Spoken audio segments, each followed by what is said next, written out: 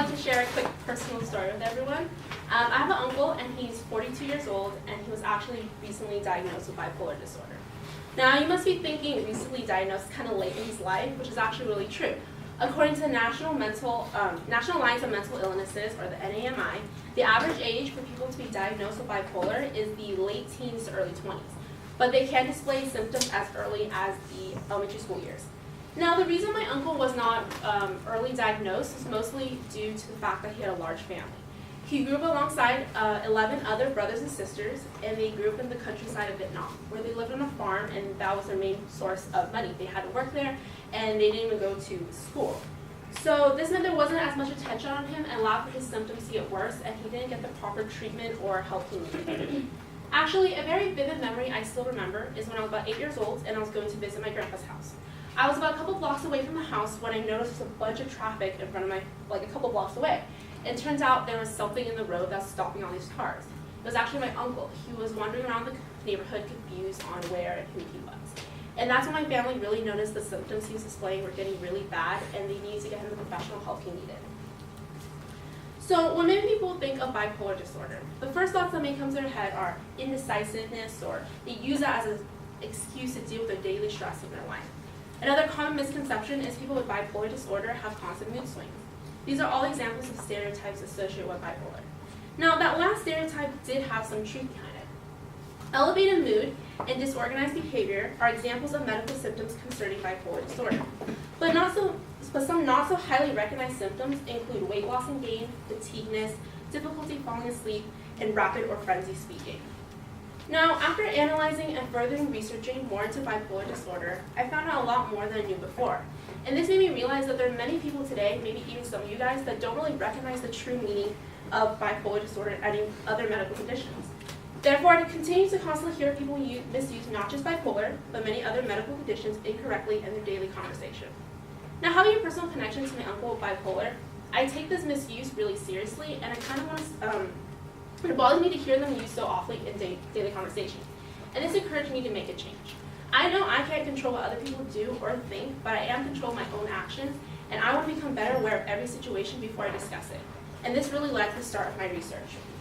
Now, not only talking about bipolar disorder, but some other common misused medical conditions, I'd like to mention a few today.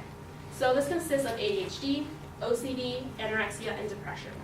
Some phrases that you might hear often associated with these terms would be ADHD, would be hyper, OCD, maybe neat freak, anorexia, skinny, depression, antisocial. So as part of my research, I've collected parts of daily conversations I've heard people say, and I want to share them with you, and if you agree with them, you can kind of just read them as with me. This teacher gave us so much homework today when we had nothing to do yesterday. They can't make up their mind. They're so bipolar. Next one. That girl over there is so skinny. She's like anorexic. California's weather is so bipolar. Or, I hate when people bend my paper. I'm so OCD. Now, keep in mind, these are actual phrases I have heard in daily conversations. So as you can see, these phrases are probably used hundreds of times a day without anyone recognizing how incorrect they truly are. Now, everyone here is pretty familiar with these terms and the common stereotypes associated with them, but today I don't want to focus too much on the incorrectly used definitions, but instead I want to keep my focus on the correctly medical definitions and hopefully raise awareness on how to correctly use them in any conversation you might have. Let's start with ADHD. ADHD is an acronym that stands for Attention Deficit Hyperactivity Disorder. This is a common chronic condition, including attention difficulty, hyperactivity, and impulsiveness. It's commonly diagnosed in younger children and can lead to limited attention and difficulty in focusing. Moving on to OCD. OCD is another acronym that stands for Obsessive Compulsive Disorder. It is characterized by thoughts and fears and obsessions that lead to compulsive behavior. And it can lead to patients diagnosed with OCD living quite difficult lives. It can be caused by different biological or environmental factors. Next, I'll be discussing anorexia. Anorexia is a serious eating disorder that affects women and men of all ages. Those with anorexia tend to exemplify a fixation on having a thin figure and abnormal eating patterns. This can be caused through the various social medias we have today that create ideal stereotypes that have a harmful result. A common misconception people confuse anorexia with is dieting. Although the two do have restrictive eating patterns, these two are very different in many ways. While dieting and the reason to do so is to achieve a healthier lifestyle, Anorexia eating patterns can be defined as a way as their only goal of happiness. Lastly, I want to discuss depression. Depression is a serious mood disorder that causes symptoms that affect how you think, feel, and conduct daily activities. It's a very common disorder and can be caused by a combination of genetic, biological, psychological, and environmental factors. Now, hopefully everyone here today is a little more aware of these different conditions and learned something from what I just talked about.